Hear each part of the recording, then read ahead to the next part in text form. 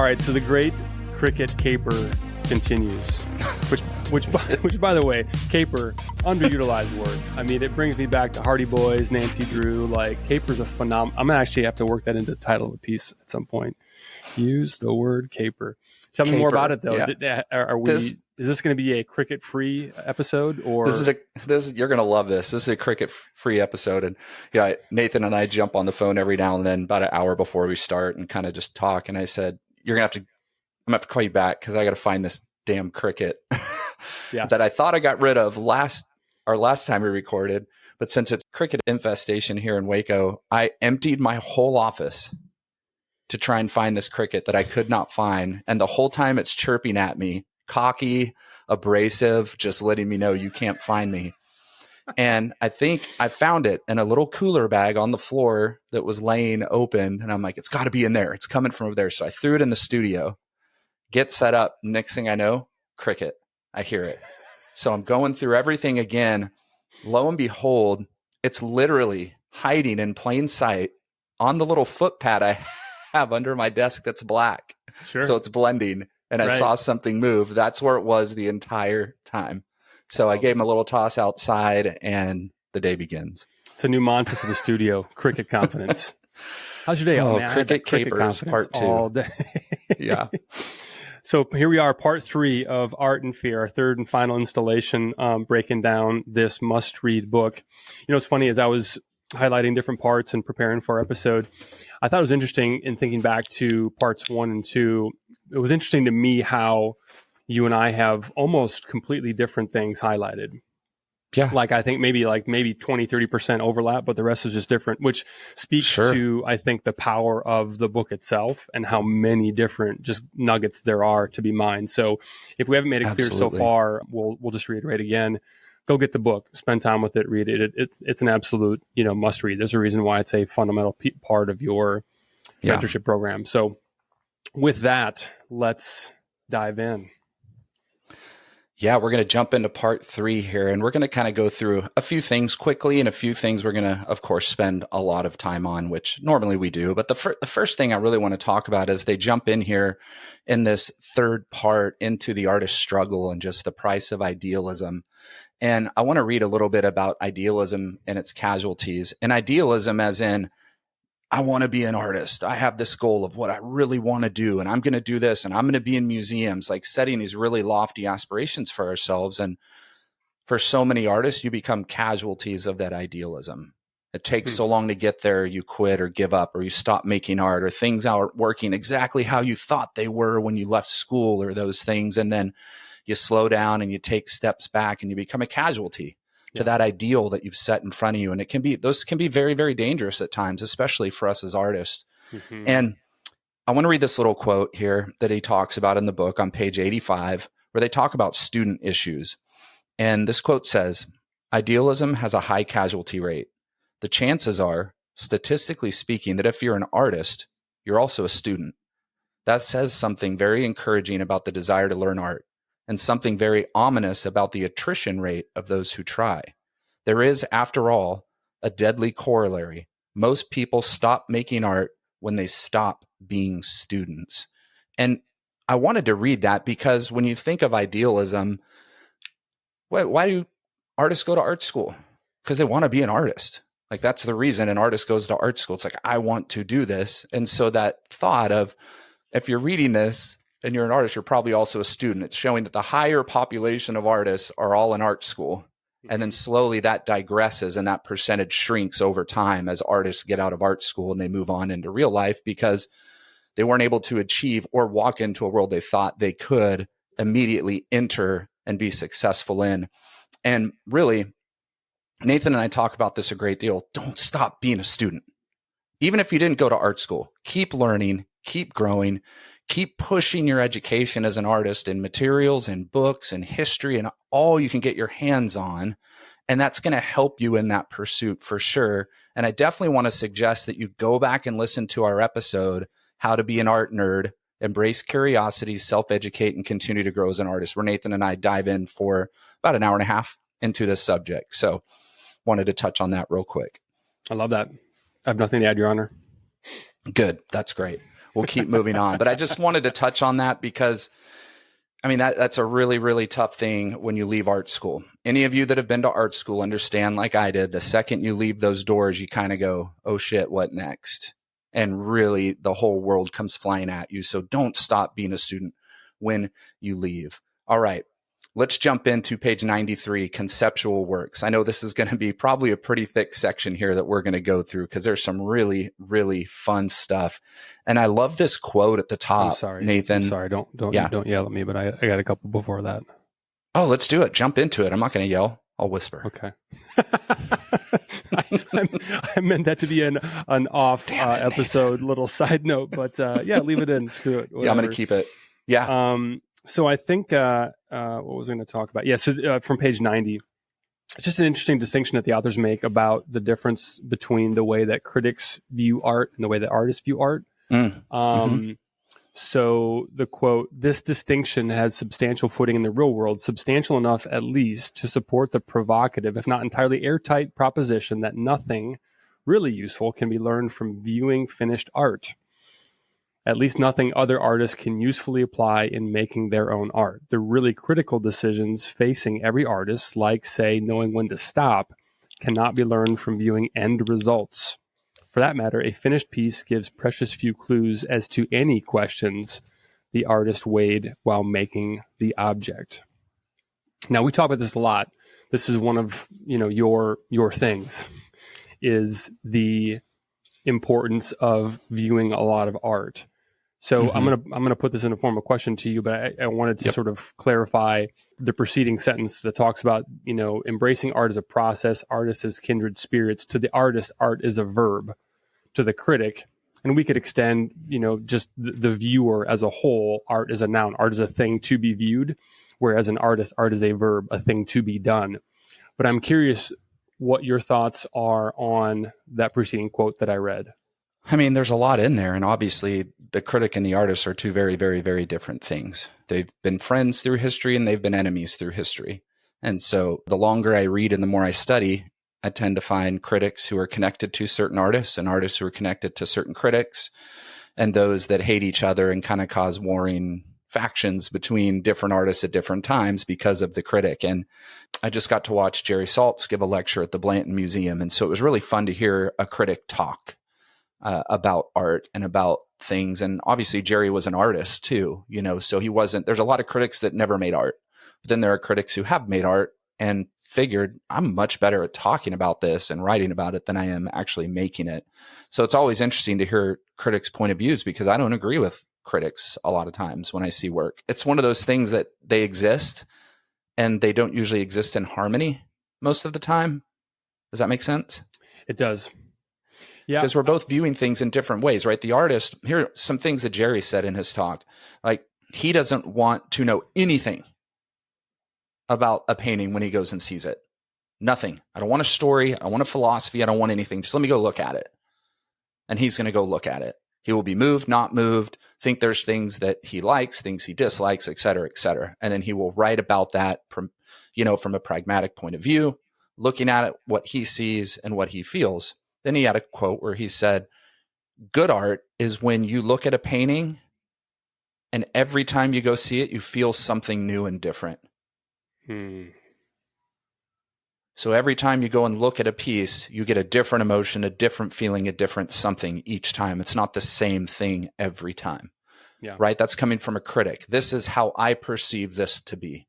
Now, as the artist, yeah, that's a lofty, lofty goal for that to happen. Now, are we always thinking of that? I don't know. I mean, it's such a different conversation there. Yeah. Were there any things that you had in your mind? Well, it was just interesting because, the specifically that part where, nothing really useful can be learned from viewing finished art, at least nothing other artists can usefully apply in making their own art. There aren't a lot of portions of the book that I disagree with or that I sort of pause and question, but this is one of them, because, but do you think they're talking more about process? Probably. For the artists themselves? Yeah, that probably is where they're coming from, but unless they're just getting lost in hyperbole, nothing is italicized. Nothing really useful can be learned from viewing finished art. At least nothing. I mean, Yeah, I suppose that is true. Yeah, nothing, at least nothing that can usefully apply. I mean, I don't know. I don't know where I'm going with that. Honestly, it was just something that kind of struck me, and I know that it's something that you feel strongly about because you've encouraged myself and our listeners many times to go look at art as much as possible. Yeah. So, I guess I'd love to hear you reiterate that through the lens of this specific quote. Like, I'll ask a better question: what utility is there in looking at a lot of art? Yeah, so this is what I would put into that place in that paragraph. And I think they are right, where there's nothing useful that you can get from looking at a finished piece of art that could teach you how to have a harder work ethic in the studio, or to spend more time on something, or to fight resistance, or to push the audience outside of yourself. Like studio practical ideals you can't really get from a finished piece of art. You can't go in and look at a piece of art like they say and go, I know exactly when Picasso said this is done and I'm ready to let it go. Yeah. Yeah. Right. You can't go back to your studio and go, oh, okay, this is probably when, you know what I mean? Yeah. But I think practically you can definitely learn about depth and texture and composition and paint. And, you can see those things. You can gain emotion. Oh gosh, why is this affecting me this way? Is it just because of the way the artist blended? Is it because of the texture the artist had? Is it the depth? Like, what are those things? Taking those things back to your studio can obviously inform you about your own work. Yeah. But I think nothing you see in a finished piece, you can take back and go, well, this is what I need to do in my studio practice to get to where they were. Yeah. Does that make sense? An interesting, it totally does. Yeah. There's an interesting quote on the following page 91. They paraphrase a quote from Ezra Pound. Yeah. And they just wrote that the one thing he learned from viewing a good piece of art was that the other artist had done his job well, and thus he was free to explore another direction. And this is something we've talked about on previous episodes as well, but I think it's worth noting that that's a really, I like the what that brings to mind for me, just in terms of like imagery. Like I picture the path that we are all on, and the course that we are all attempting to chart for ourselves in pursuing our own, authentic voice, and to pick up where they left off and then continue forward. That actually would be a case for looking at a lot of art, to know what's art, which paths have already been, what paths already exist, right? To pick up from there, as opposed to feeling like we got to start from scratch. One of my favorite things, I love the outdoors, camping, hiking, all the rest of it. I know you do as well. I'm a big fan of, when hiking, going off the trail and kind of exploring the little areas that maybe you're not supposed to go, or get a little closer to the edge than the path would suggest for the average hiker. But you don't do that in the parking lot. You don't chart your own course right. You go as far as the path goes, and then you deviate in your own direction. Then you get curious and get creative and find your own path, from there. But just, I think that to me would be just another reinforcement of what you're saying, which is, until we know what else is being done and has been done, there's really no way for us to effectively begin from there, or use that as a starting point to, push that conversation forward. Right. Yeah. Yeah, absolutely. And I think that moves great into the quote by Thomas Kuhn: the answers you get depend on the questions you ask. Because if we're not going and we're not looking and we're not spending time and we're not studying and doing those things, like we're going to have very few questions about where to go and what to do, or what has come or what hasn't come yet, and those things. And I think I want to read a little bit here, so bear with me. On page 93, kind of goes into this conceptual leaps and things in work. Yeah. They say writer Henry James once proposed 3 questions you could productively put to an artist's work. The first 2 are disarmingly straightforward. What was the artist trying to achieve? Did he or she succeed? The third's a zinger. Was it worth doing? Those first 2 questions alone are worth the price of admission. They address art at a level that can be tested directly against real-world values and experience. They commit you to accepting the perspective of the maker into your own understanding of the work. In short, they ask you to respond to the work itself without first pushing it through some aesthetic filter labeled behaviorism, feminism, postmodernism, or whateverism. But the third question, was it worth doing? It truly opens the universe. What is worth doing? Are some artistic problems inherently more interesting than others, more relevant, more meaningful, more difficult, or more provocative? Every contemporary artist dances with questions as these. I love that. That's a great question to ask ourselves in the studio. Was this piece worth making? Was this direction worth going towards? Were these ideas worth taking any further, or did they lead me to something else? Yeah, I'm inclined to rephrase that as, is this worth continuing? Because asking if it was worth doing is kind of irrelevant because it's already been done, right? Like we did it. The real question, I think, embedded in that for me, as far as the takeaway is concerned, is just, all right, is this worth continuing? Is this a question that is worth continuing to explore and mine and see where it leads? Or is this back to our sort of maze metaphor from the previous episode, is this a dead end? And is it time to turn back around and find a new way towards the ultimate goal? Yeah, it's ultimate reflection. Yeah. Right? It's that self inquiry. Asking yourself, asking the questions, reflecting on what you're working on or what you've made. Is it ready to move forward? And I love on page 95, they say, second paragraph, artists who need ongoing reassurance that they're on the right track routinely seek out challenges that offer the clear goals and measurable feedback, which is to say technical challenges. The underlying problem with this is not that the pursuit of technical excellence is wrong exactly, but simply that making it the primary goal puts the cart before the horse. We do not long remember those artists who followed the rules more diligently than anyone else. We remember those who made the art from which the rules inevitably follow. I have exclamation points all over that page. Yep. I mean, that's go ahead. Well, same. And I think that speaks to one of the underlying themes of the book, which is the importance of embracing uncertainty, right? Yeah.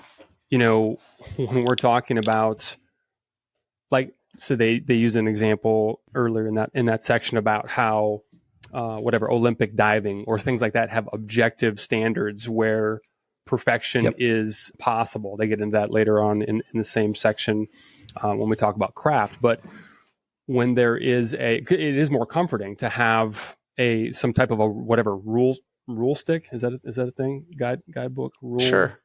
Yeah, sure thing. Whatever. Rule stick.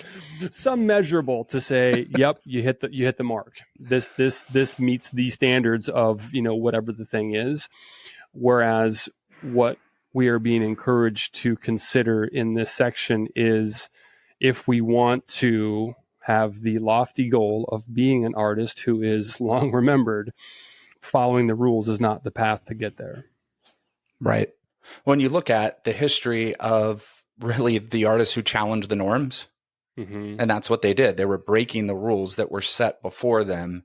And so then the art world in turn at some point ended up following where they went. And you look at the Impressionists, like they did that at the time during the Salon in Paris, and they went outside what everybody was doing. And they were I've said this before, they were as punk rock could get, and they were doing things that were not supposed to be done. And they continued to do them, and they changed the history of art. And then you have the Cubists. Cubism shattered the norms of art, like completely shattered it. Yeah. And then you have surrealism, you have the Dadaists, right? I mean, think about it. You've got a urinal in the middle of a gallery floor.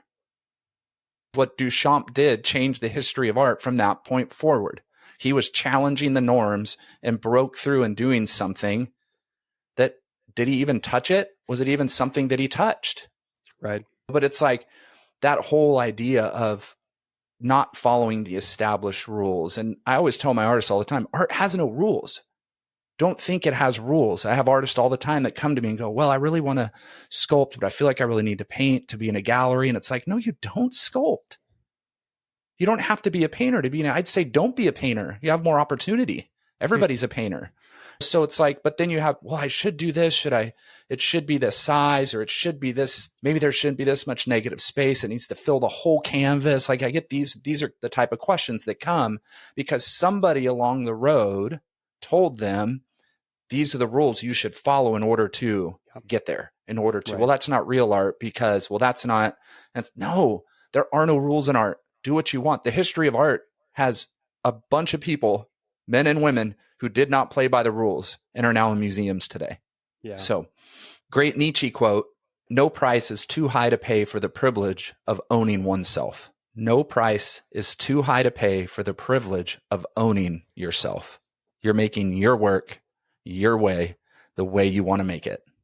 And as I read that, it is important to note that there is a price to be paid. Yeah. Yes. Right? Always. I mean, of course. Right. But it's just, that's an important thing to realize too, in terms of back to the whole, not getting stuck in this idealistic view of how things are supposed to be or supposed to go.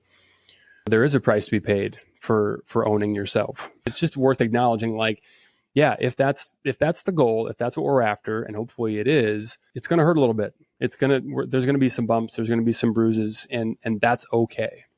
That it is a great example, I think. And I think there's going to be points in your career as an artist where somebody's going to tell you, whether it be peer, whether it be gallerist, whether it be friend, who knows, is going to tell you, yeah, you probably shouldn't do that. You should go back to doing this, or just giving advice that is from their taste perspective, but they kind of come with a little bit of authority maybe. And there's a choice to be made in that moment. We have a really good friend that happened to her in her studio, with the studio mate at one point said, yeah, what you're doing is really more decorative. It's not really art. You should probably think outside the box. And other peers of hers said, no, are you kidding me? That's incredible. You need to keep pushing those ideas, keep pushing those boundaries. And now she's done some things sculpturally that have really fallen to beautiful and incredible places. She just did an incredible sculptural residency this last month. She's doing incredible work, but it would have been really easy for her to listen to that peer and gone, yeah, maybe it isn't really art because she might know, and I'll just kind of stick with something else I was doing in the past. And then maybe she still would have reached where she is now, but it might have taken a little bit longer. But instead, she stuck to her guns and kept going, and her work is exploding. So, and because there are no rules, you can't rely on just one opinion. No, never. If we were objectively measuring something, all it would take is one person with the whatever the measuring stick might be to say yes, no, whatever. Read the readout on the meter and say this is what it is. This is a completely subjective space that we're in, obviously. So it's important to diversify our influences and be selective about who we seek out for advice, input, feedback, and then once the feedback's been delivered, determine what, if anything, is worth taking into consideration to actually execute on, and what's just thank you kindly for your 2 cents and off I go. And let all your influences and all the things you love combine into what you feel strongly about making. Don't just copy the other, right? And there's this great quote on page 96 where they go into technique and says, but while mastering technique is difficult and time consuming, it's still inherently easier to reach an already defined goal, a right answer, than to give form to a new idea. It's easier to paint in the angel's feet to another's masterwork than to discover where the angels live within yourself. The last line in that paragraph says, simply put, art that deals with ideas is more interesting than art that deals with technique. And there's, in the Joe Miro biography, there's this great quote where he is complaining to a friend of his, and he's talking about Picasso and everybody else in Paris at the time who's exploding in the art world. And he says, he has this quote where while everybody else is painting wallpaper, we're bleeding to create the things we want to create. Yeah. And he's talking about how everybody in Paris is basically copying Picasso. And they're basically painting wallpaper, right? It's something that anybody can buy, everybody can make, and it goes up in every home. Yep. And he's recognizing that, that's the easy way, but I'm going to bleed to push past all of those. Just that originality and self-discovery within the art is what he really wanted. And we could certainly list off a number of artists whose work gets perpetually copied, referenced, sometimes just straight up, stolen. And it always rings hollow Always. There's no soul to it, right? You're just copying at best, the best outcome of that is we've copied somebody else's masterpiece. Yeah. But without discovering where the angels live within ourselves. And that rings true. Authentic work vibrates with the core experience of the maker, of intention aside, but you can just feel it. I mean, that's art, right? Yeah. And listen, your art is probably going to look like somebody else's. Sure. There's probably going to be something in your work that you're going to be scrolling on Instagram and you're going to go, oh, what? And it may be somebody you've never seen, that's never followed you, but you have the same influences and you like the same type of work. And so there's going to be similarities. And there are going to be times when there's going to be people that may follow you on Instagram and like your work. And so they're copying and stealing ideas from you, because that's what we all do. We steal, copy, try and find ways to make our favorite artists work into our work. And that's part of history of art. But then, I don't even care. I'm just going to be, there's so much crap that I see regularly on Instagram that looks the same. Yeah. And I don't get why some of those artists aren't diving deeper to figure out how to not look like all these other artists. And I think what's happened is there's this trap with selling work to be successful yourself.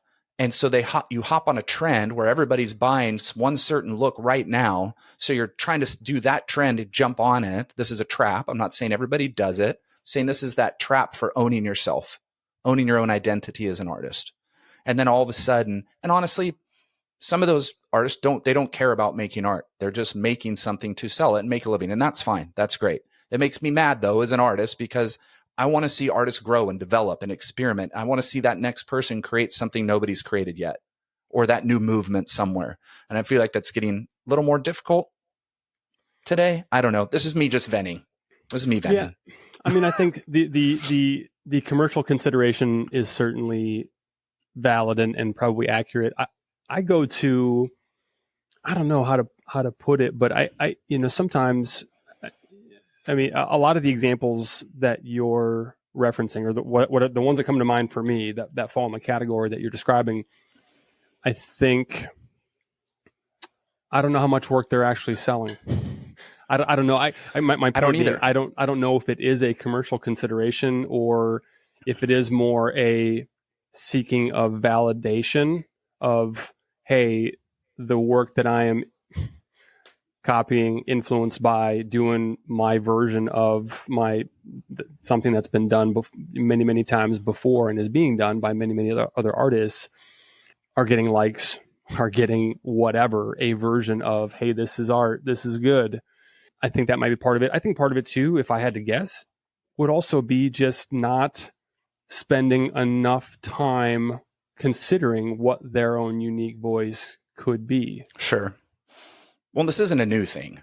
Like, this has existed since art has existed. We just have the ability to see more of it at a more rapid rate today. And I'm not trying to be mean here. I'm just trying to, I'm an artist, so I've got strong opinions.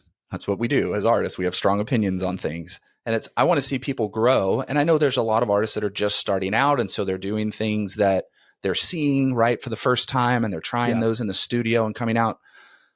The problem is that we have the ability to show it to an audience right away, rather than wait over time to show it to an audience when it's strong enough or good enough or fits in a niche or something niche. Mm-hmm.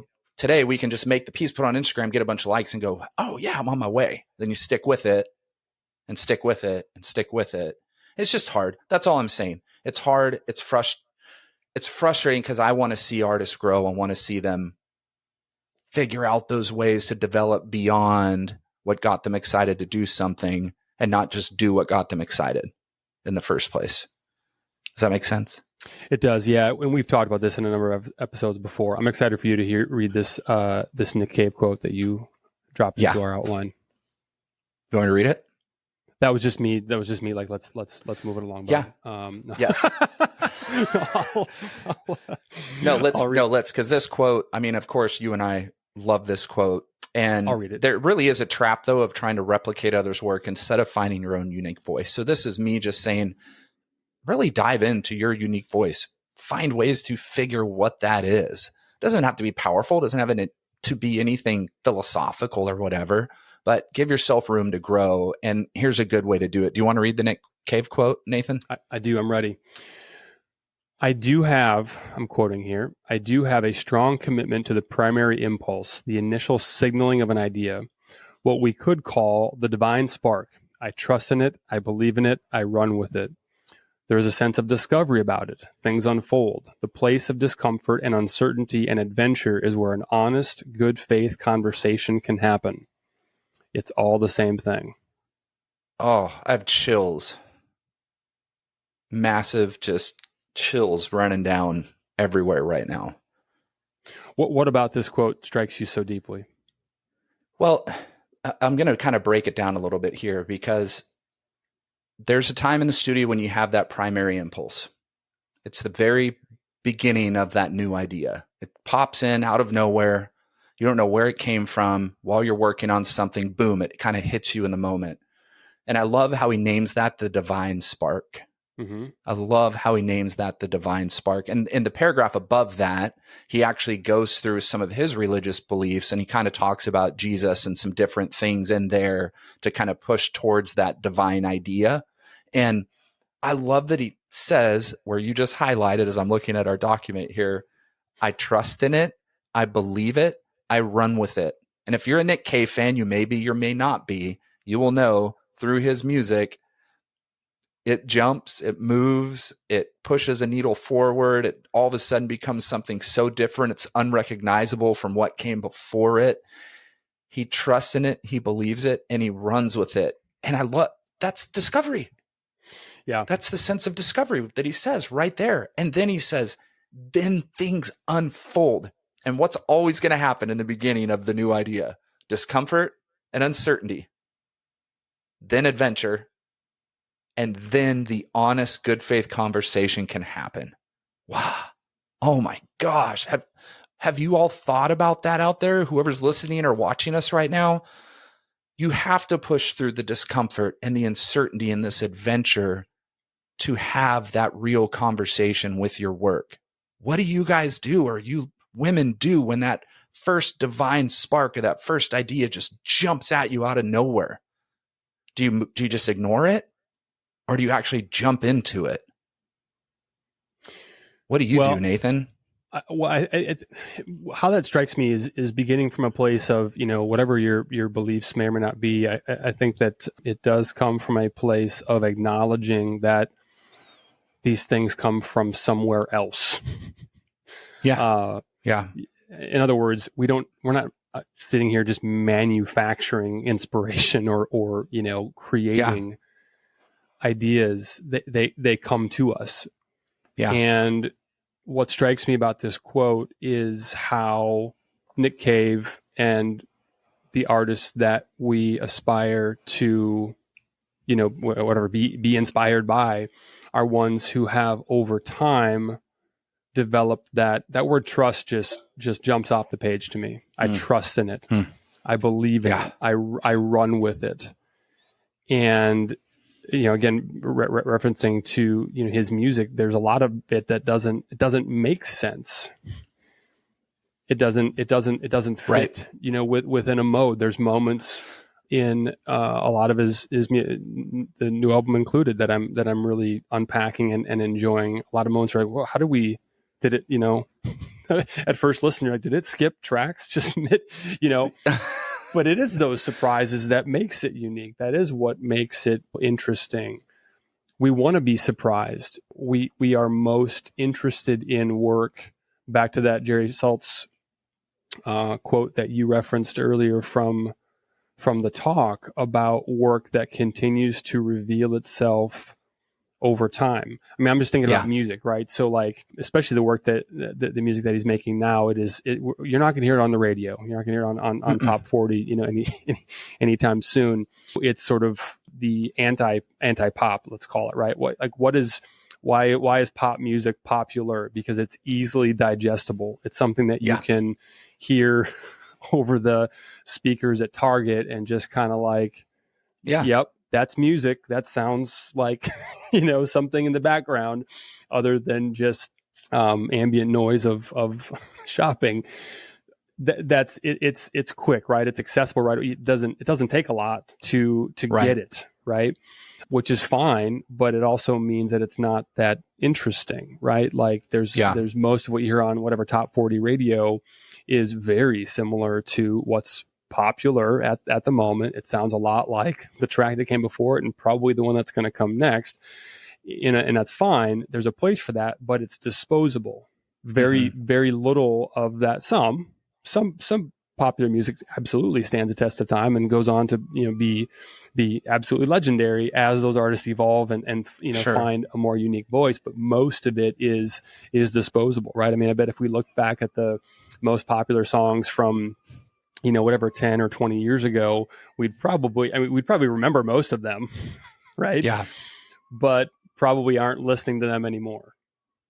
And I think that's what really strikes me about this quote, run through the lens of how he treats his work and his music. It's that trust. It's trusting that even though it probably, these impulses, these initial signalings, they're probably not going to make sense right away.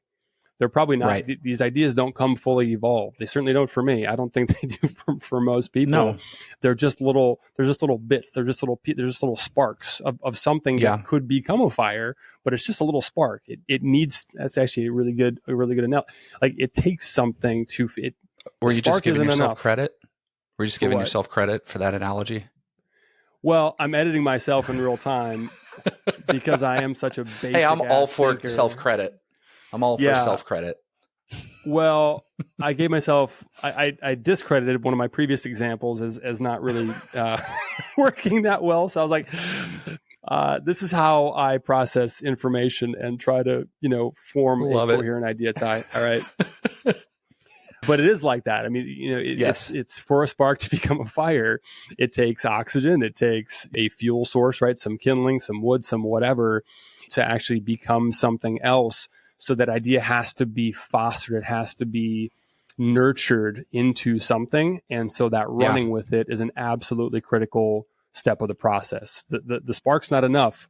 We got to do something with it. We got to believe that it's going to become something, and we have to run with it to turn it into something. And oftentimes that's not going to happen right away or even relatively soon.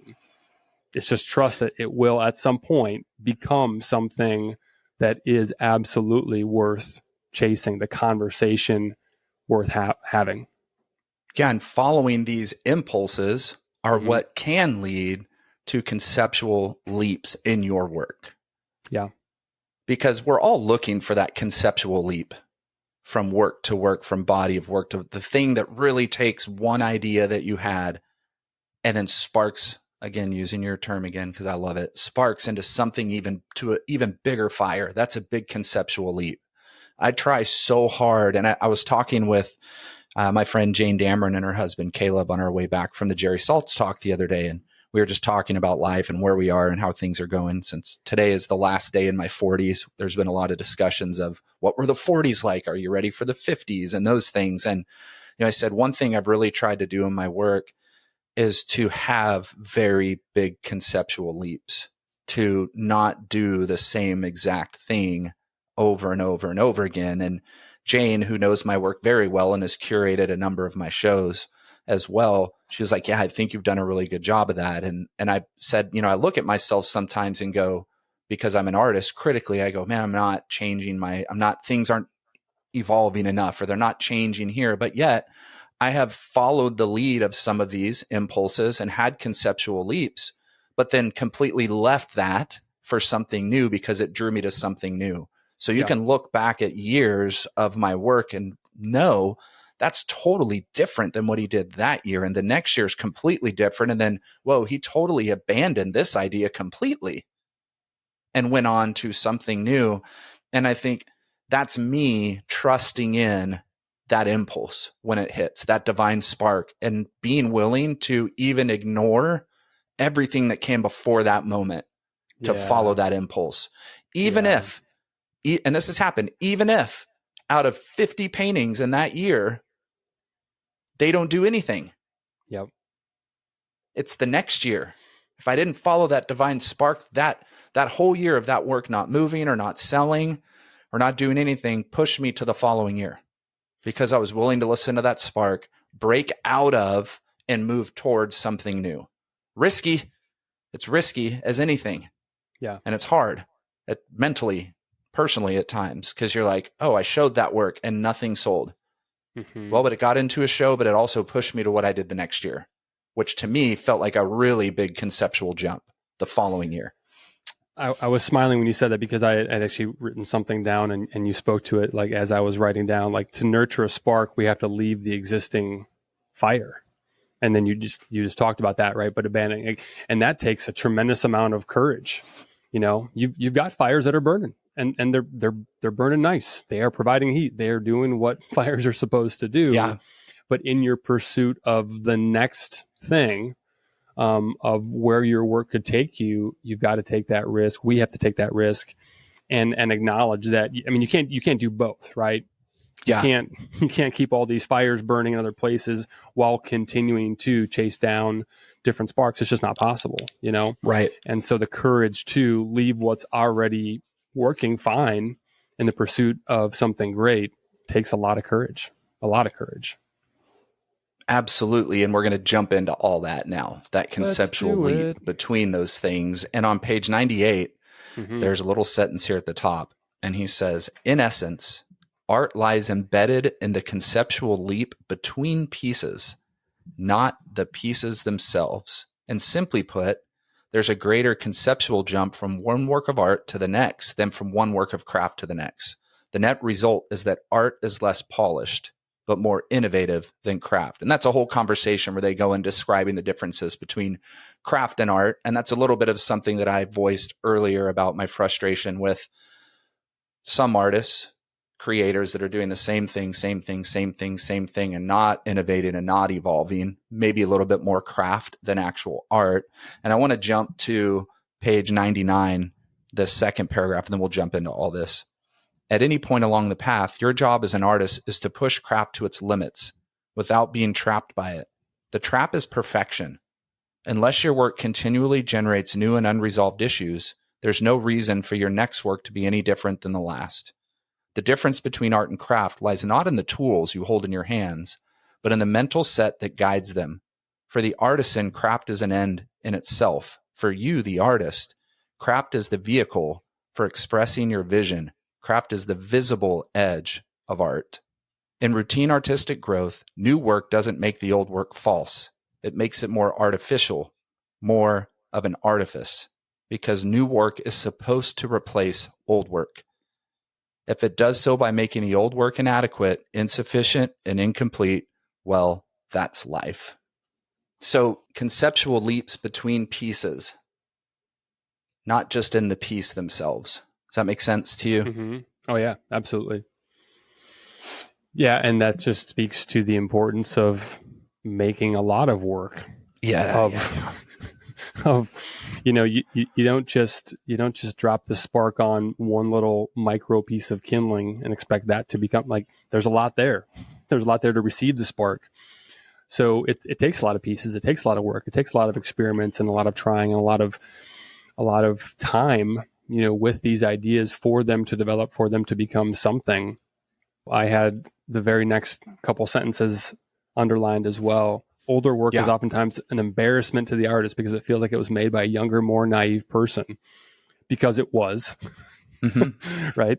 One who was ignorant of the pretension and striving in the work. Earlier work often feels, curiously, both too labored and too simple. That particular line specifically struck me. I was thinking about, I recently hung an older piece in the house because we have an embarrassing amount of open wall space in our house. But I took a piece home and I hung it, and it was funny because I've now spent more time looking at that piece than anything else that I've made, because it's just in my space. Yeah, right? it's in the house. In the kitchen. It's in the house. You know, the place where I live. Yeah. But because I've spent more time looking at it, I'm going to take it down. I'm going to replace it with something newer because it just bothers me. Like the more I look at it, the more, Yeah. the more, what are the words I used? Naive, the more ignorant, it appears. I still like it. I'd still, I'm not like embarrassed that I made it, but I'm choosing to not expose myself to it much more because I just have that feeling of like, ugh, that's just so far behind what I'm making now, which of course is what I'm most excited about. It's funny. Absolutely. Yeah. Well, and I think that's not being trapped by the pursuit of perfection. Like you can be really trapped. And I think this is one thing that de Kooning really fought with. And I think de Kooning might have even been a better artist if he wasn't so trapped by, this is my own opinion. This is my opinion. If he wasn't so trapped by doing everything he could to perfect a piece. Now, some people on the other side that would disagree with me say, well, that's what made his pieces what they are. That pursuit of perfection, which he painted over his women's series, I don't know, hundreds of times in the series that really, really broke him out post-excavation. But to me, I feel like if he would have felt a little more freedom in his creating, rather than being so forced into this perfection of each piece, that there might have been some beautiful surprises that if left alone would have flourished. This is my own opinion. I know there's going to be people out there, art history nerds, this would be a really fun Cedar Tavern meeting back in the 50s in New York to have this argument over perfection, which maybe I do that in my head when I finish reading and I'm sitting there with Franz Klein and Elaine de Kooning and Krasner and everybody and having this argument. But I think we can easily get trapped in that pursuit of I want this piece to be absolutely perfect. It's probably not going to be. It can't be. You're not as good as you're going to be yet. So fighting over it for so long and trying to perfect everything in it, I don't know. In my view, I move past those pieces and on to the next ones. When I keep fighting and fighting with them, I don't know if I can get them to where I want to be, but I know that if I keep working on others, it will take me down that road. And there's a quote by Ted Orland in another book of his that is fabulous. Hold that thought.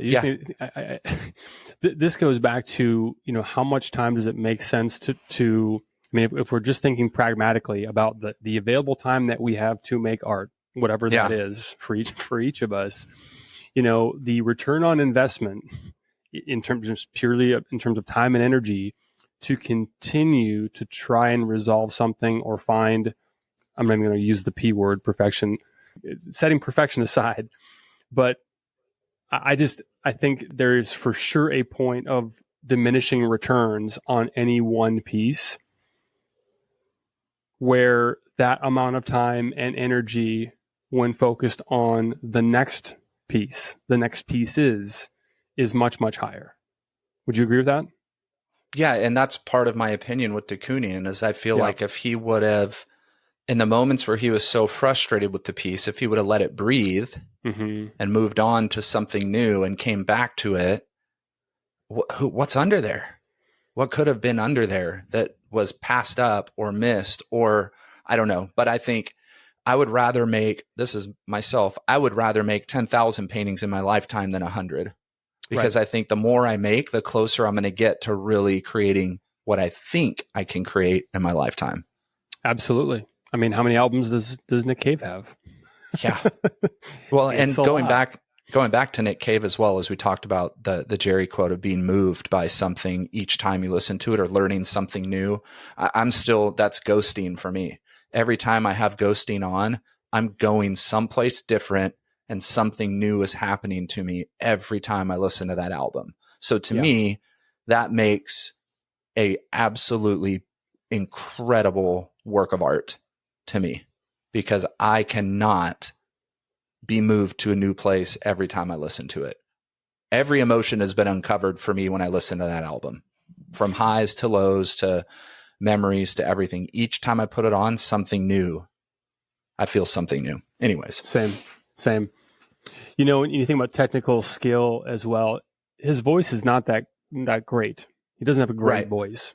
He's got a distinctive voice. Yeah. He's got a voice that communicates emotion. I mean, we're fans, right? So there's that. There are people who say, no thanks. And that's fine. I would say that, and maybe I don't know if this is unique to me or to, I mean, I know you and I share quite a few musical tastes, definitely not all, but some.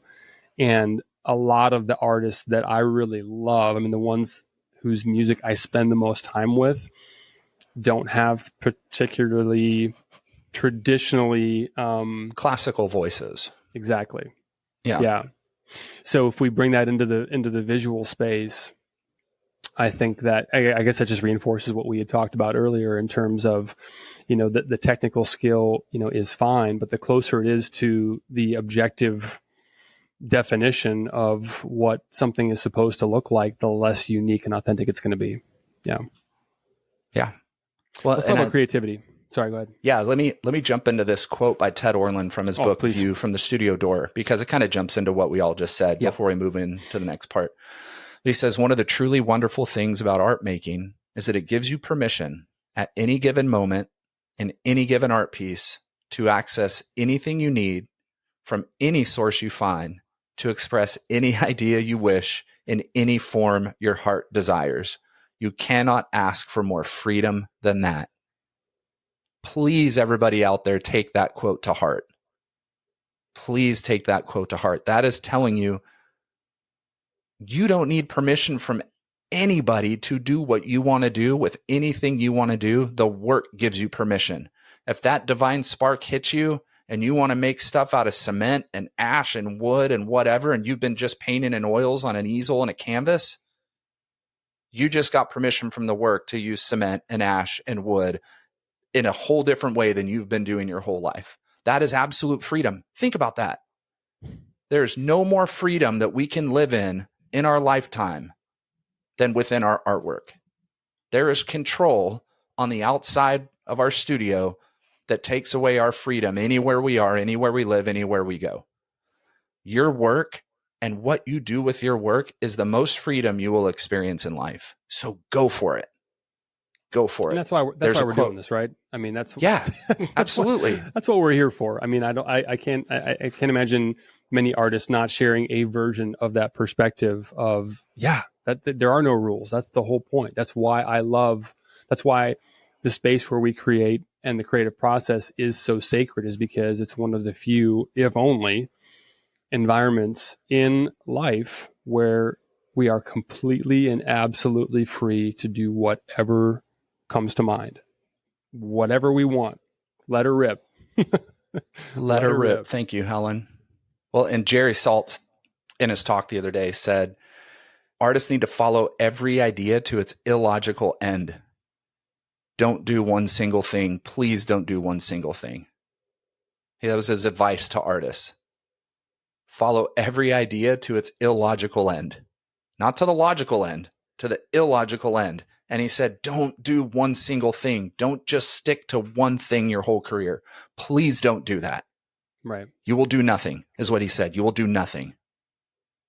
So I just love that he just, Pulitzer Prize winning art critic, just gave you permission, again, to do whatever the hell you want to do and to have variations of the things that you do.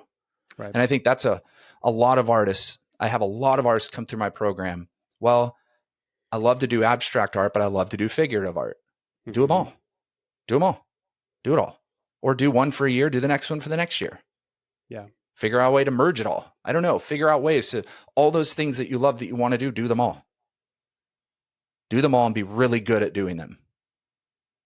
Spend time developing and growing. Do they merge? Do they not merge? Can I do a body of work this way, body of work that way? How can they integrate? Just do it. Follow it till it's to its illogical end. Well, I think that's where, back to that whole idea in just believing in the process, trusting, having the courage to continue to move things forward. I think one of the big things that resonates with me about that is just having the belief that the things that are meant to integrate with one another will do so when and how they are supposed to. Mm-hmm. But with each vein of work, with each pursuit of that undeniable idea or spark or inspiration, we're expanding our vocabulary. We're giving ourselves, more to work with. We're putting more on the table to draw from, later. I mean, some of these things are gonna have their natural conclusion or their illogical end. That's fine. But others are going to represent themselves, maybe, I mean, who knows when, down the line, but we have, they're available to us. It's in our vocabulary. It's in our language to work with because we chased it in the first place, because we spent time with it initially. And only after time will those answers present themselves, again, by asking the right questions and by continuing to do what comes to mind and not censor ourselves in the meantime. All right, Ty, let's talk about habits. I'm reading from page 100 here, last paragraph. Habits are the peripheral vision of the mind. Turning away just below the level of conscious decision-making, they scan the situation with a conceptual eye to disregarding most of it. The theory is simple enough. Respond automatically to the familiar, and you're then free to respond selectively to the unfamiliar.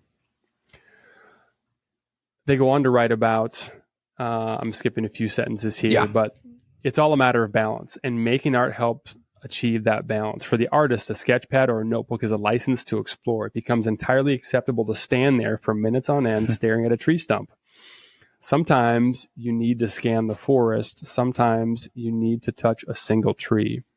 If you can't apprehend both, you'll never entirely comprehend either. To see things is to enhance your sense of wonder, both for the singular pattern of your own experience and for the meta patterns and that shape all experience. All this suggests a useful working approach to making art. Notice the objects you notice. Or put another way, make objects that talk and listen to them. Yep. So I really want to zero in on that.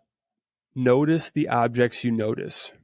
Like paying attention to the things that catch our attention, it just makes a lot of sense. Yeah. The more we are naturally drawn to something, the more natural it's going to be to spend time exploring that idea. They use the example, I skipped over the section, but they use the example of how certain psychotropic drugs cause one to become mesmerized, noticing that every blade of grass is growing. Having done a lot of psychedelics, I can attest that's absolutely true. And I think that, one of the things that I carry from those experiences is the joy in being just obscenely fascinated by the mundane. Really just bathing in the novelty of things that we otherwise just completely ignore or don't spend any time considering.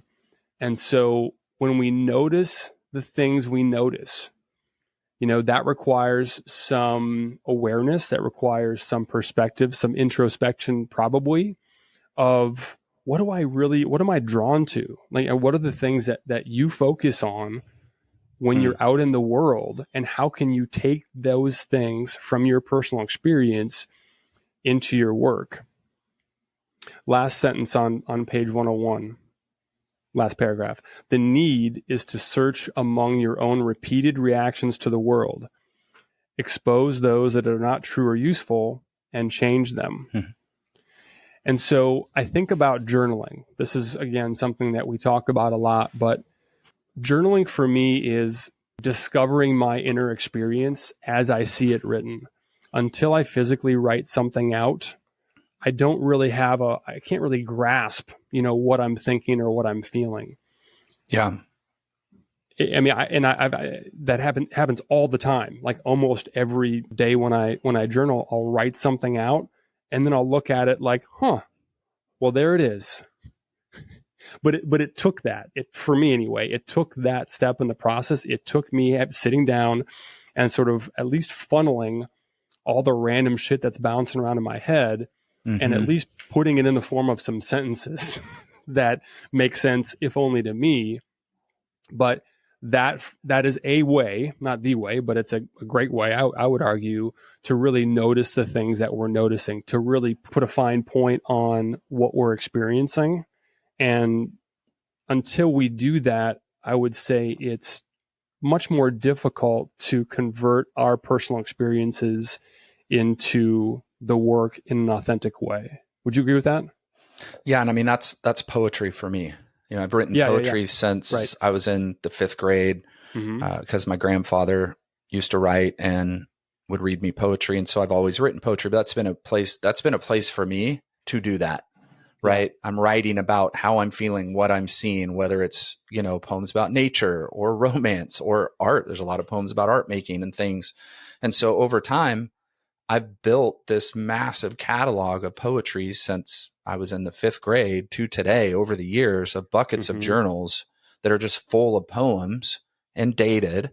And for me, just a few years ago, I started going back through them all and then using them to create paintings through the poetry, through those observations, right? And those ideas and memories and things. And so, man, it was really fun for me to go back and read the really terrible poetry from 6th grade and 7th grade and 8th grade. And it was just a young boy trying to, you know, write his emotions, but I was able to notice something about the things I was noticing when I was 12 years old, 13 years old, you know, and those things. And that for me it was really powerful. And then to go and create from some of those ideas and from some of those things that I've noticed. But I've also been able to go, wow, even at 15, I was noticing the same things that I'm noticing at 49 years old. Right. And paying attention to the same things. So for me, you know, I love that little section because of that too. I can actually go, okay, yeah, Ted, yeah, David, I've followed your advice before I even knew it. That's part of my makeup. But I think that's truly helped me in my art making as well, to have that sense and to read other poets, because I've done pieces based on other poets and I'm noticing what they're noticing. And that's making me spend more time observing those types of things in the natural world as well. Right.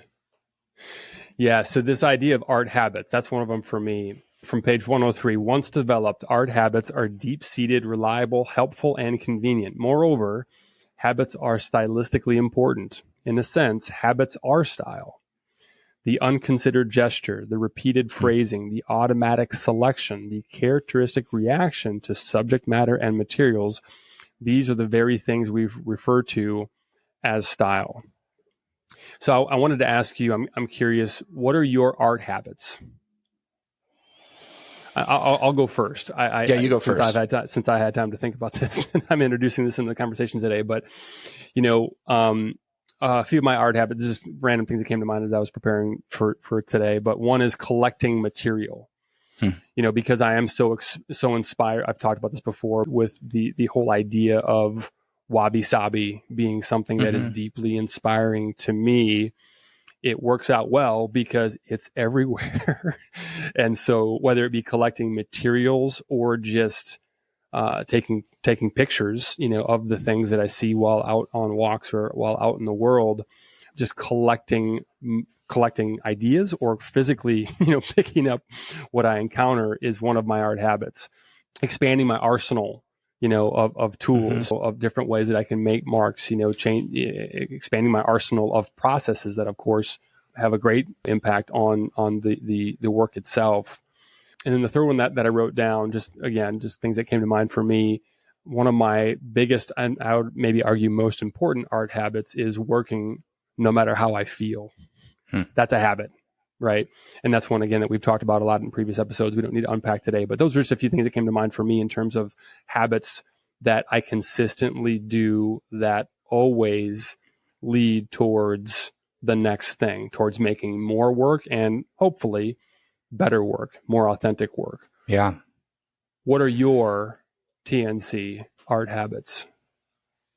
Yeah, I'm having to think of them while we're talking, but I mean, I work on the ground, so I work on floor and wall, so I'm constantly moving back and forth from floor to wall. I don't have like a specific, you know, location where I just set up and paint. And I'm sliding canvas around to put a new canvas in a place where another one was, and I'm constantly kind of rotating and moving through work. So I'm not usually working on one piece at a time. Habitually, I'm working on multiple pieces, and I'm sliding through them and moving through them. And I like to try and find non-traditional things to work within the art as well, which I know is something that you do almost completely. And that's something that I always want to try and put something that's non-traditional in there, some way, somehow, figure it in. And I paint over a lot of work. So I don't know if that's a habit, but I do paint over a lot of work. It becomes different things, or flip work over and paint on the other side. So I don't like what's on that side. I'm trying to think if it's pretty rare that I just have a piece that I've just done and I kind of work through that. That's not really habitual though. That's just more in the practice. But those are probably the main habitual things I do when I work, because I'm always trying to evolve. Maybe that's habitual, that I'm trying to make things not look like the last things completely all the time. Yeah. But that's something for me to definitely think about a little more. But those are the things that came to mind. It is a big question, but it is one I think that is just worth considering, for all of us. Or, what are the things that I habitually and routinely do?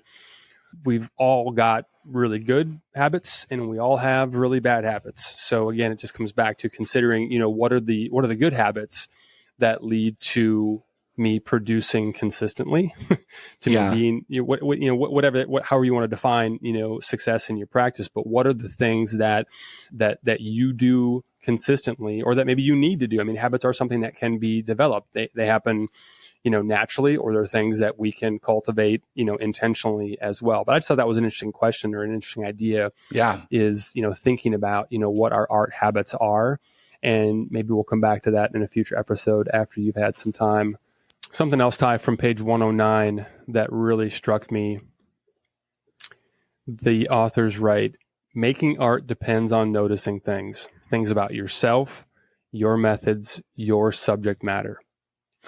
And this is really just circling back to something that we talked about earlier. But for me, what really resonated was just how this is one of the biggest examples that I would submit that, ADD is an absolute superpower.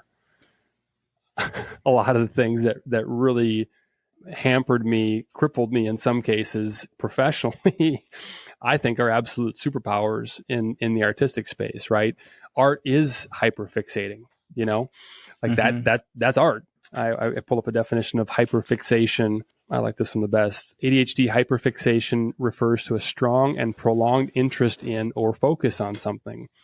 In this state, the person typically becomes oblivious to everything else.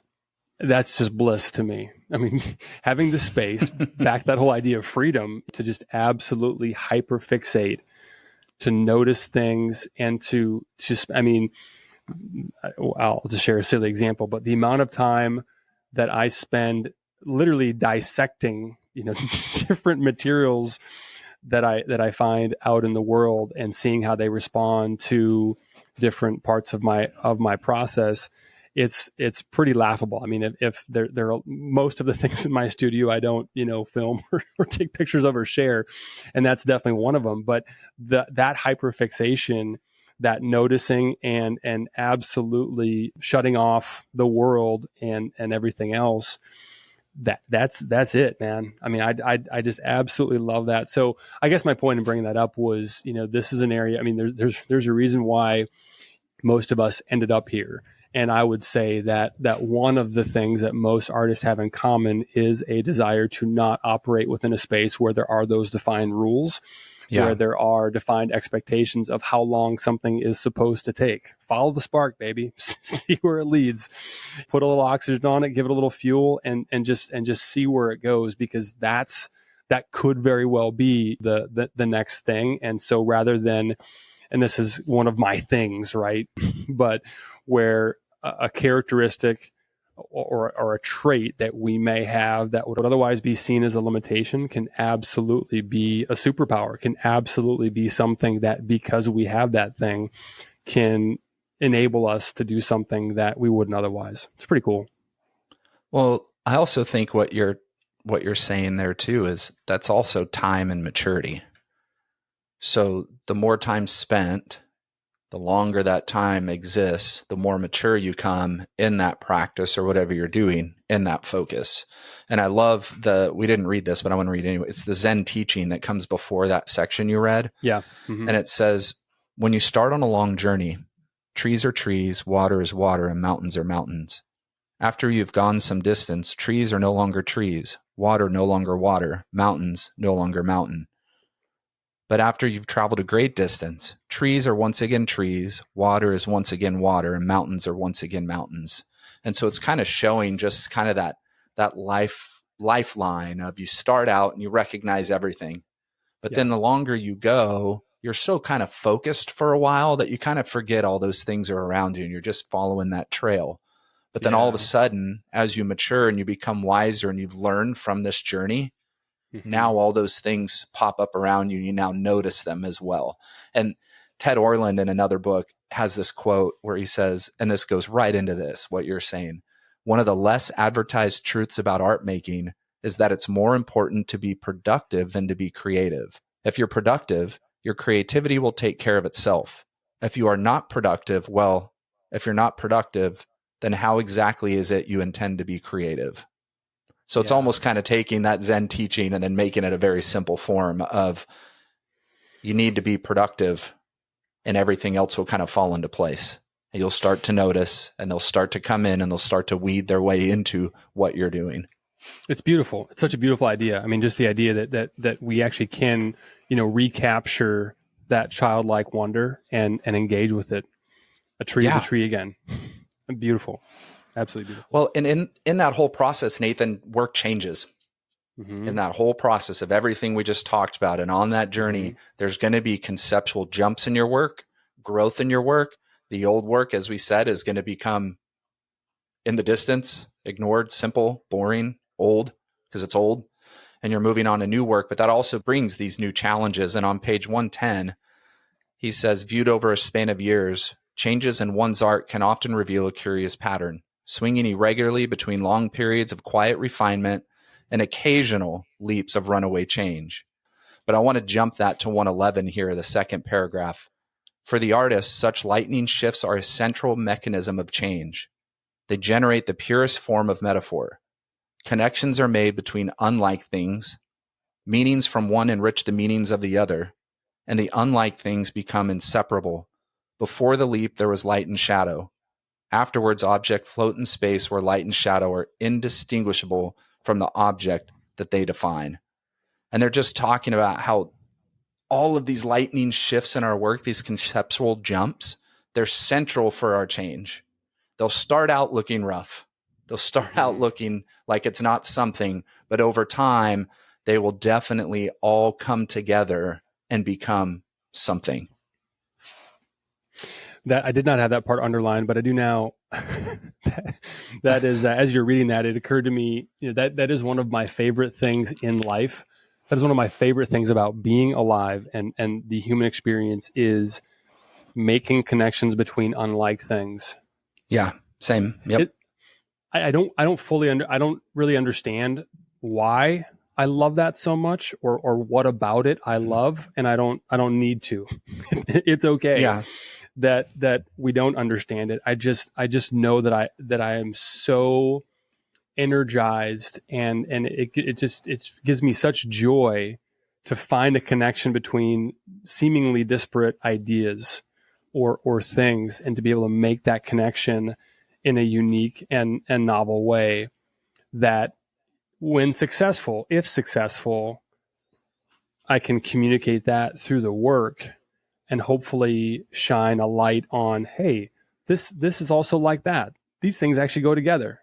And you never would have, without that, put them together yourself. That's a beautiful thing. It's actually one of the things I really love about stand-up comedy.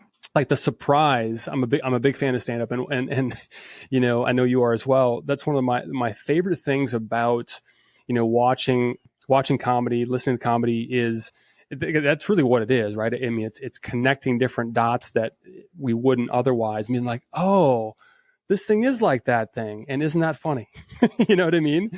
It's making those connections and sharing what we find, with others. That's that beautiful communication, the work.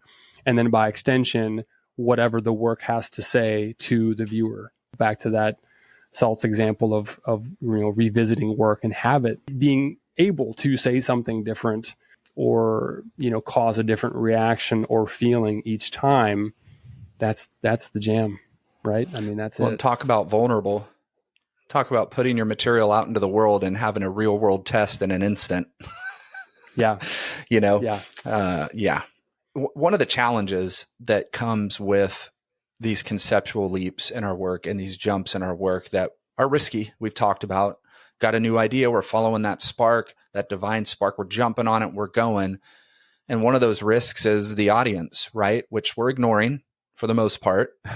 But we do have fans, we do have collectors, some of us, we do have people that follow us. And one of those big risks is now once the new work and the new idea is out, this is where it becomes really difficult, as we talked about in the last episode, of not allowing the audience to affect our direction, because usually new work is not accepted or takes a lot longer to be accepted, or possibly needs a whole new audience than what you've had before. And so here's another one of those moments in your art career where you may step into a new arena, a new feeling, new resistance, new things. And I love how, of course, this is another Nick Cave quote about new work, because we're talking, the reason Nick Cave is in this, because he's an artist who is willing to follow the divine spark and the conceptual leaps and not listen to the audience and not listen to the critics and really do what he feels strongly to do. So here's a great quote by Nick Cave that says, "A genuinely new idea can feel strange and unsettling. It's upsetting in a way, but an integral part of the creative journey. You lose some fans, but you draw in others. The alternative is much worse. If you stick to the safe idea, it soon becomes overly familiar, and the audience will grow bored and ultimately resentful. Put brutally, the audience should never dictate the direction an artist takes. I say that with all the love in the world, but an artist does not exist to serve his or her audience. Put brutally, the audience should never dictate the direction an artist takes. I say that with all the love in the world, but an artist does not exist to serve his or her audience. The artist exists to serve the idea. The idea is the light that leads the audience and the artist to a better place. It requires a certain amount of nerve to rip it all up and start again with something that feels new and, therefore, dangerous. For a start, your brain does not want to go there, and it's telling you that. It's challenging you to write or paint or sculpt away from the known and the familiar. What I'm saying is that you can't get to that truly creative place unless you find the dangerous idea." Damn, that's an episode. Yeah, it's going to be. It will be an episode, yes. But I want you to talk about. I'm curious how you'd answer this. Why is the new idea upsetting? Why is, because he rephrases that 3 different ways in this one paragraph. Why does the brain not want to go there? So sometimes it's because you almost have to start over. Yeah. Sometimes. So that new idea comes and you've just learned, you've just done, you've just invested, you've just pushed out, you've sold. There's so many things that come with what was before. And then all of a sudden the new idea, the dangerous idea, is very different than the last successful idea. That's why it's dangerous. Yeah. You just had success. You just sold your record, or you just sold paintings. You had a solo show. I've literally been in this. And then that new idea is taking me somewhere so freaking foreign and new to the last thing. Scared to death. Like your brain is saying, no, you idiot. Right? That's where the brain and the heart are like fighting. The heart's like, let's go. And the brain's like, you're a moron. Another year worth. That's the trap. Let's get another year worth out of this. You just sold this many paintings. Yeah. Your dealers were selling them and then all of a sudden it's so foreign and so different that everybody backs away from it. So in that process, the brain is screaming at the heart saying, don't you remember how long it took us just to get here? Yeah. That's why it's dangerous. We spent all this time and energy just to get the last strange and unsettling thing settled. Look. Now you're telling me you want to start with yet another. Yeah, it makes sense. Another great musical example, right? Bob Dylan, Plugged In. It's so funny you mentioned that. I thought of that earlier. I was going to bring it up. The entire world of Dylanites that built his career, gave him the finger, threw food at him, spit at him on stage, booed him. Like, it was such a knock on everything that he was and had done, but it was the new idea was the new change, he had to go there. Right. It would have been really easy for Bob Dylan to go, well, that I totally choked, unplugged, back to who I was. Then what happens? The potential of that audience resenting him for never changing and never growing could have ruined his whole career. Right. But instead, he went with that dangerous idea, and he kept the band, he kept the electric guitar, and pushed forward and created, even years after that, some of his best work. Time Out of Mind is my favorite Bob Dylan album, as a Dylanite, very bluesy, electric guitar, full band. But would he have ever gotten there? Right. Maybe not. Maybe. But maybe it took him 30 years and then the whole audience passed him by. I don't know. But it's very dangerous to move in that way. What was your thought? I think I shared it, but just acknowledging that the genuinely new idea. I mean, again, just back to that whole, like, this is part of it. This is part of the process. Not being surprised at our natural response to the spark, to the new dangerous idea. Just realizing, like, oh yeah, when they've come before, and hopefully will continue to come again, it's going to be unsettling. It's going to be a little upsetting. And doggone it, I'm going to chase it down to its illogical conclusion anyway. So jumping ahead to page 115, Ty, your job is to draw a line from your life to your art that is straight and clear. I'll read that again. Your job is to draw a line from your life to your art that is straight and clear. This is one of the few things that we both had underlined. So, what does that mean? What does it take to draw a line from our life to our art? Here, I'll just say this, like I and leave this in or don't, but like I'll just say this to you and maybe everybody, depending upon how you decide to edit this, but I don't know what to do with that. Like I know how reading that makes me feel and what it kind of makes me, how I respond to that. I don't know what to say about it or how to like unpack it. I mean, to me, it goes to like having our own experience be integrated. You talked about something before, in terms of maturity. I remember having this thought. I can't remember when it was, like maybe in my, mid 20s, I want to say. I remember hanging out with my parents at some holiday event or for whatever reason, I was back in my parents' house and I was just thinking about, what it was like when I was living under their roof and how you kind of have, at least I did, different identities, right? You had who you were around this one group of friends and who you were around your parents and who you were around, fill in the blank.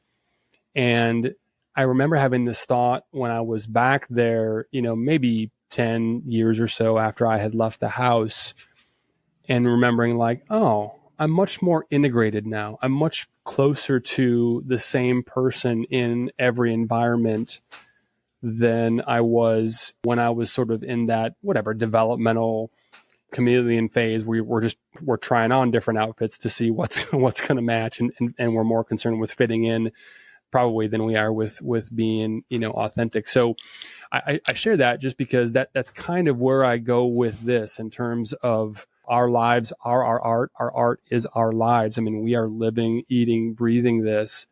And so to me, I go to that idea of integration.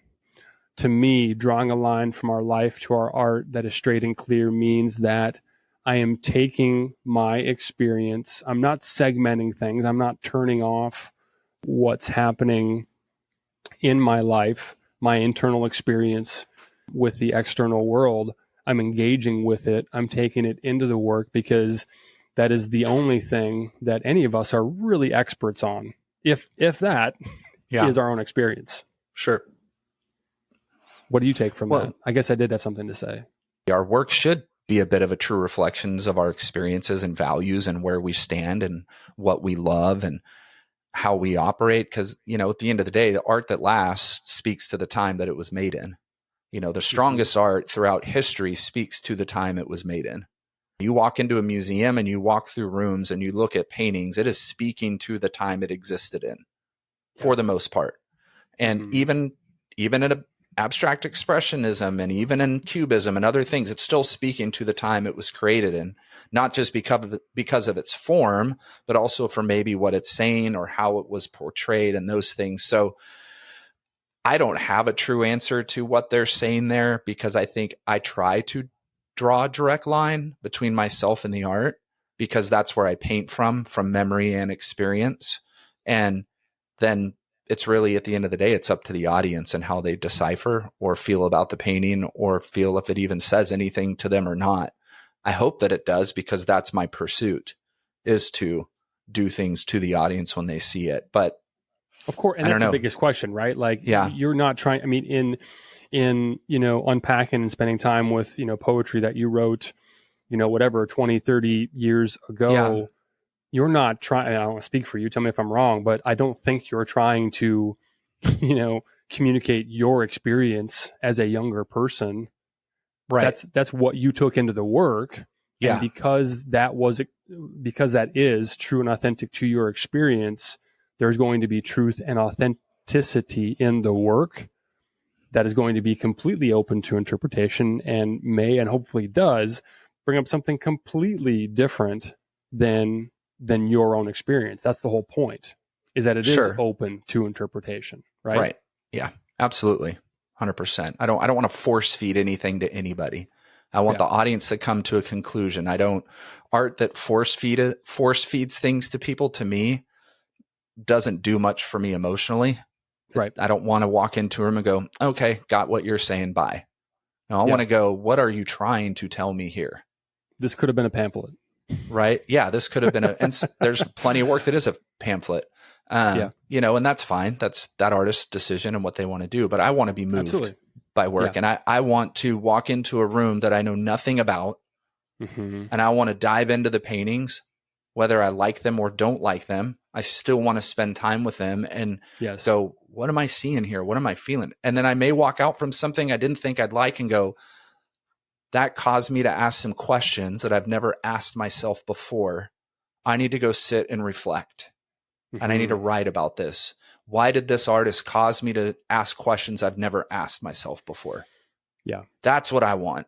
And I think that's what they're really trying to say there, is to be able to do that is going to be pretty powerful, rather than trying to fake something else that's from outside of you.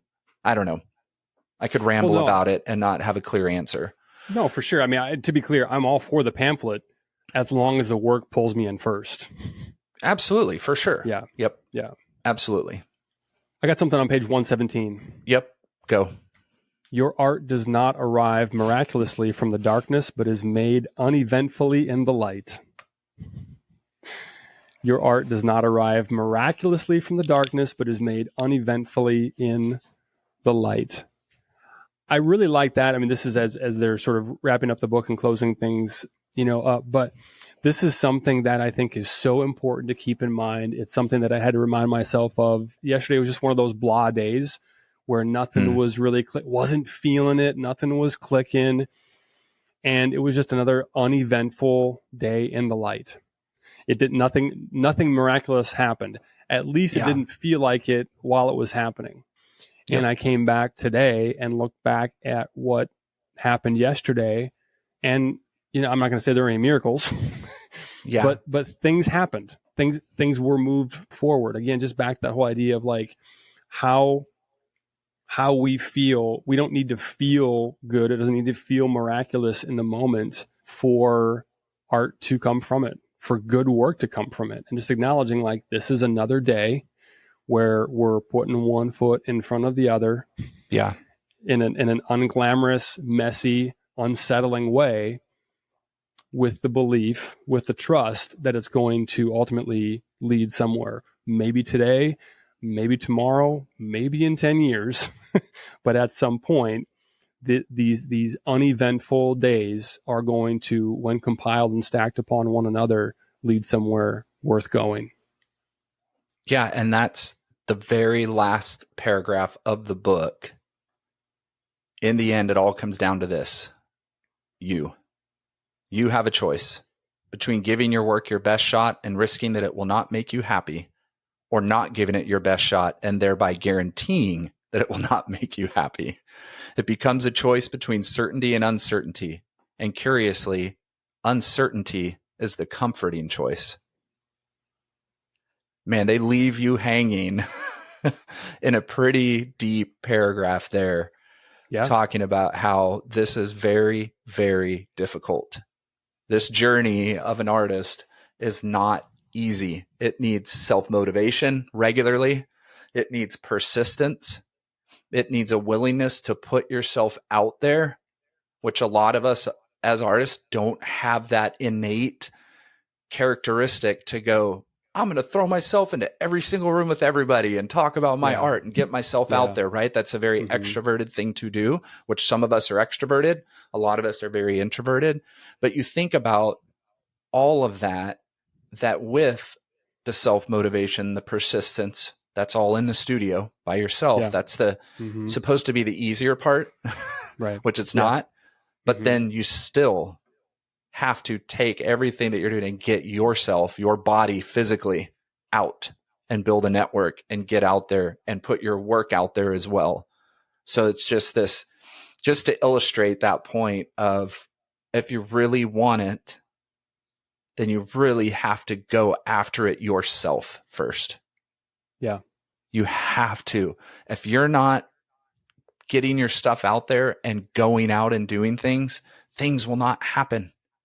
Things will not happen. I watched a little video the other day in a network I'm in, Visionary Projects out of New York, and they did an interview with a gallerist, and he said, they asked, how do you find your artists in the gallery?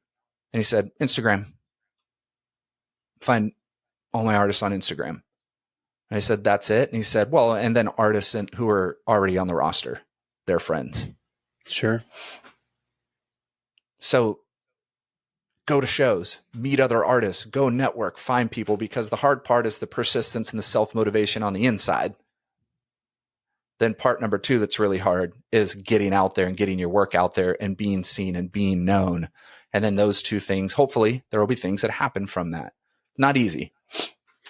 Yeah, it all comes down to just taking the next right action and understanding that there are very rarely obvious choices around, like, this is, there's the neon arrow of do this next is rarely there. I mean, you actually skipped over the part in parentheses, and I got to find my spot again. More accurately, a rolling tangle of choices. Yeah. Yes. It's not like option A versus option B. It's an infinite number of variations of possible things that we could do with any given, day or moment. And it's just making the best choice we have available and taking some action, right? Yeah. An imperfect plan executed today is better than the perfect plan executed tomorrow. I don't know who said that first. It wasn't me, but it's just like doing something, taking the next right action that's going to move things forward is ultimately the idea, and understanding that uncertainty is part of the deal. We're going to be afraid. We're going to be unsettled. We're not going to, love every moment. That's okay. That's part of it. One foot in front of the other. Just make art, baby. Absolutely. And I hope for those of you that have listened to these 3 parts or have the book and have read the book, just really take some time to reflect on your own artistic journey and what this book talks about, maybe some of the conversations that Nathan and I have had, and just see, what can I apply? And that's what Nathan and I are doing on a regular basis. We read a book, we share it with each other, or listen to a book. Oh, check this out. We're both trying to find, how can I apply these things to our journey? Oh, I've never thought about that. I've never thought about the habitual things. I've never thought about these, exploring something to its illogical end. Well, then sit down and what does that mean? How do I do? Don't just take something and then just throw it away or run with it. Think about it. Spend time processing. I mean, that's what we're doing by going through this book in 3 different parts. That's what we're doing with ourselves. And we've learned even more in our conversations with this book than we even knew before we even read the book for the umpteenth time that we've read it and underlined it. And share with us. I mean, we'd love to hear from you. I mean, I think by now, those of you that either are friends with Nathan and I on Instagram or follow us, that we talk with you and we'll answer direct messages and have conversations. So we'd love to hear your experiences with idealism, creativity, growing in your work, your art habits. Send them to us, share it with us. And I don't know, maybe it'll end up being a whole podcast episode. That's our hopes. That's probably a good place to end, is really just thanking people for what they've done up to, I mean, all the comments, all the shares, all the reviews. Like, thank you guys so much. Like, we just started doing this, and it's actually becoming something, you know? Mm-hmm. I wasn't emotional. I was a frog in my throat. No, You can be emotional. I get emotional. But no, it's actually becoming something, and it's been super fulfilling for both of us to hear, you know, people's experience with it, reactions, that kind of thing. So thank you for the shares, for the reviews, like all those things actually really do help. So with that, we'll wrap up today's episode, and we'll see you next time here on Just Make Art. No more crickets.